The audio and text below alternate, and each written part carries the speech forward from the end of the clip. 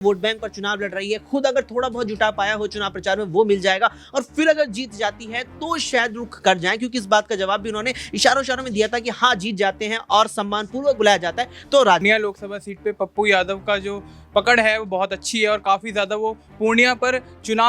मतदान होने के बावजूद वो काफ़ी ज़्यादा एक्टिव रहे हैं। तो और कहीं ना कहीं देखें तो रायबरेली जा रहे हैं राहुल गांधी को सपोर्ट करने के लिए और राहुल गांधी के लिए प्रचार प्रसार करने के लिए। तो कहीं ना कहीं पप्पू यादव का सपोर्ट जो मिल रहा है हिना साहब को, वो कहीं ना कहीं उनके लिए बहुत ही ज़्यादा। दूसरी तरफ अवध बिहारी चौधरी के लिए मुश्किलें खड़ी हो सकती हैं, क्योंकि पप्पू यादव कद्दावर नेता के तौर पर बिहार की राजनीति में देखे जाते हैं और उस आधार के ऊपर यदि मुस्लिम वोट बैंक एकजुट होकर के हिना शहाब के समर्थन में यहाँ वोट डालता है तो वाकई जीत के चांसेस यहाँ से नाजमीन बढ़ सकते हैं। नमस्कार, मैं नाजमीन खान और आप देख रहे हैं SPN 9 न्यूज। एक बिहारी सब पर भारी, ये कहावत तो आपने सुनी होगी, लेकिन ये कहीं ना कहीं यही कहावत आरजेडी के प्रत्याशी अवध बिहारी चौधरी भी बोलते हुए नजर आ रहे हैं। कहते हुए दिखाई दे रहे हैं कि अवध बिहारी सब पर भारी, लेकिन अवध बिहारी की बात करें तो वो सिवान में भारी पड़ते हुए नजर नहीं आ रहे हैं। अवध बिहारी की जगह यहाँ पर भारी पड़ रही है निर्दलीय प्रत्याशी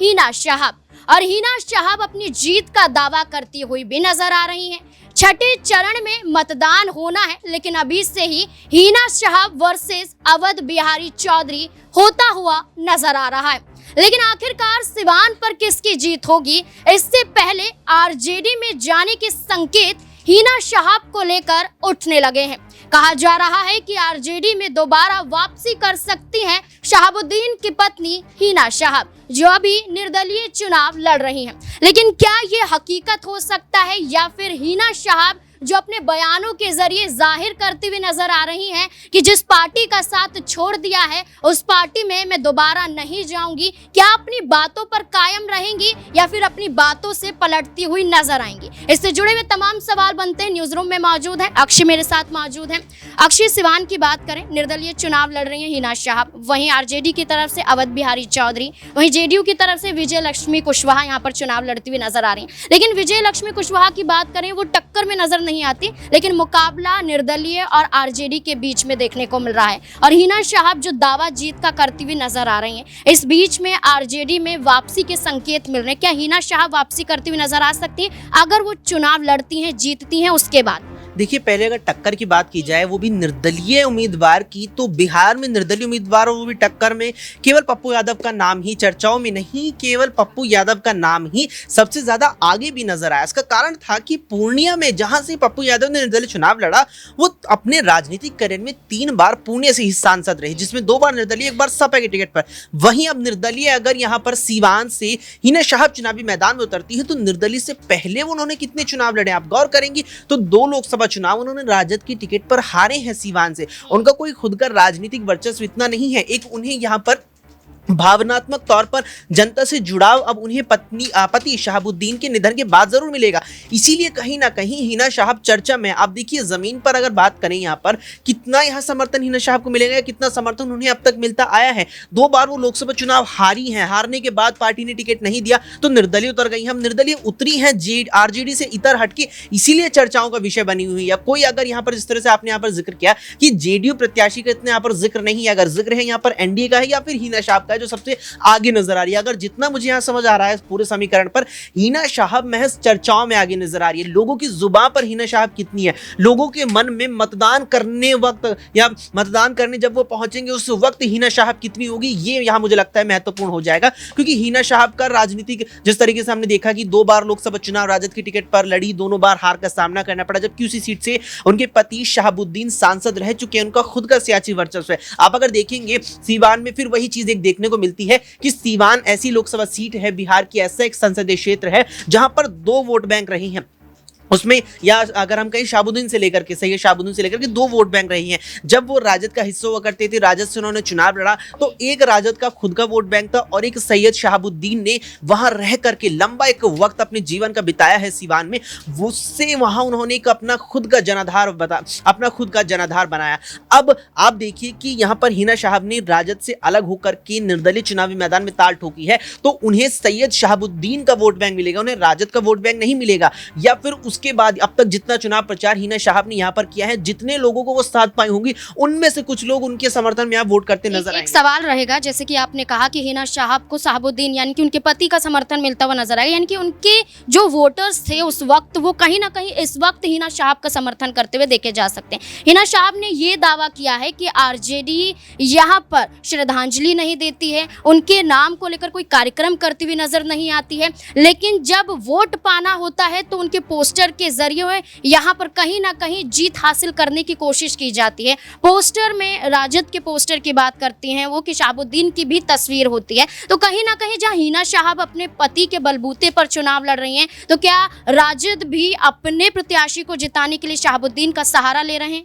बिल्कुल, देखिए इस बात में कोई दौराय नहीं है, दोनों ही चीजें इसमें नजर आती है। आपने साफ तौर पर जिक्र किया कि राजद भी कहीं ना कहीं शहाबुद्दीन का सहारा ले रहे हैं, क्योंकि लालू यादव जानते हैं कि सैयद शहाबुद्दीन का अच्छा खासा वोट बैंक सीवान में जरूर है, और वो वोट बैंक में अगर वो सेंधमारी करने में कामयाब रहे तो उससे हिना शाहब का वोट कटेगा और कुछ हद तक शायद उन्हें यहाँ पर मिल जाए, कुछ चुनिंदा प्रतिशत ही, लेकिन मिलेगा जरूर। वहीं आपने जिक्र किया हिना शाहब जिस प्रकार से ये बात कहती दिख रही है कि राजद ने कोई श्रद्धांजलि मेरे पति सैयद शहाबुद्दीन को नहीं दी है, उनके प्रति कोई भी यहाँ पर व्यवहार अच्छा नहीं दिखाया, तो वही चीज यानी कि भावनात्मक जो जनता का सैयद शहाबुद्दीन से है उसे और भी ज्यादा बड़ी संख्या में एकजुट करके बटोरना अपनी तरफ वोट के रूप में चाह रही है हिना शाहब, और यही एक कारण है यहाँ पर कि वो चर्चाओं का विषय बनी हुई है। और फिर वही बात आती है कि हिना शाहब, अब जिस तरीके से आपने यहाँ पर सवाल रखा था कि क्या जीतने के बाद राजद में जाएंगे, देखिए सबसे पहले जीत का रोड़ा यही है कि उनका अपना खुद का वोट बैंक नहीं है, पति के वोट बैंक पर चुनाव लड़ रही है, खुद अगर थोड़ा बहुत जुटा पाया हो चुनाव प्रचार में वो मिल जाएगा, और फिर अगर जीत जाती है तो शायद रुख कर जाए, क्योंकि इस बात का जवाब भी उन्होंने इशारों में दिया था कि हाँ जीत जाते हैं और सम्मान पूर्वक बुलाया जाता है तो राजद का रुख कर लेंगे। देखिए जहां हिना शाहब को समर्थन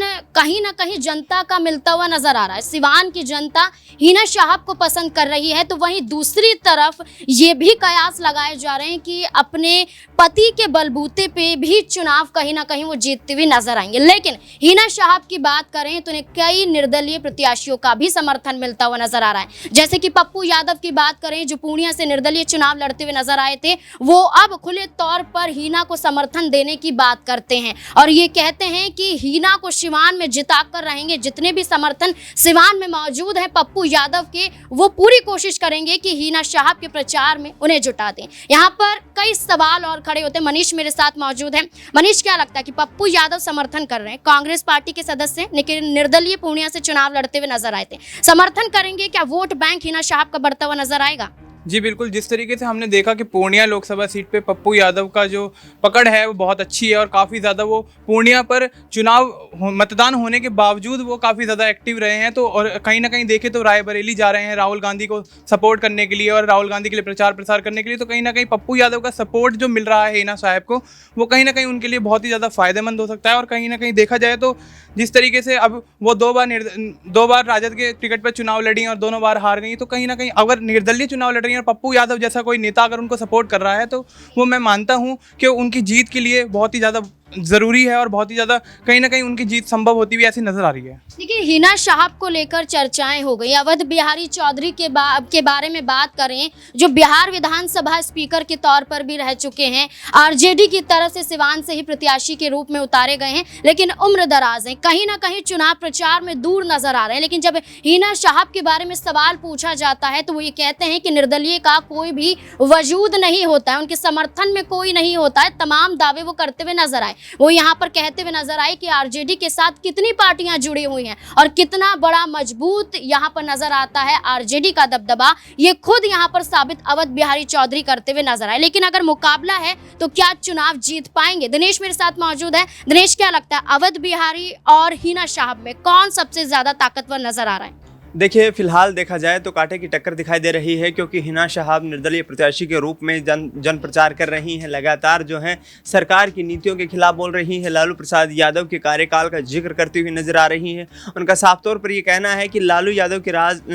जो शासनकाल था उसमें बिहार में जंगल राज था, नीतीश कुमार ने उस जंगल राज को आगे बढ़ाया है और लोगों से कहीं ना कहीं वोट की अपील करते नजर आ रही हैं। सिवान लोकसभा सीट एक ऐसी सीट है जहाँ पर मुस्लिम जो वोट बैंक है, मुस्लिम जो मतदाता हैं वो निर्णायक भूमिका भूमिका में रहते हैं। आरजेडी की तरफ से अवध बिहारी चौधरी मैदान में है, कांटे की टक्कर देखने को मिल रही है। लेकिन यहाँ पर देखा जाए तो हिना साहब का थोड़ा पलड़ा इसलिए कमजोर नजर आता है क्योंकि पिछले 3 लोकसभा के चुनाव लगातार वो हारी हैं और उस आधार पर देखा जाए तो उतना जन समर्थन कहीं ना कहीं निर्दलीय प्रत्याशी होने के कारण नहीं बटोर पाएंगे, क्योंकि एक दल के साथ जुड़ करके, पार्टी के साथ जुड़ करके जो सपोर्ट कार्यकर्ताओं को मिलता है शायद निर्दलीय प्रत्याशी को नहीं मिल पाता। लेकिन पप्पू यादव जिस तरीके से पूर्णिया में एक हॉट सीट बना करके उन्होंने चुनाव लड़ा और जीत का दावा कर रहे हैं, उन्होंने कहा है कि हिना साहब के हमारे घनिष्ठ पारिवारिक संबंध हैं और मदद करेंगे, हर तौर पर वहां पर जाएंगे, लोगों से वोट की अपील करेंगे। तो कहीं ना कहीं मुझे ऐसा लगता है कि पप्पू यादव के समर्थन के साथ हिना साहब की मजबूती बढ़ेगी। लेकिन यहाँ देखा जाए तो दूसरी तरफ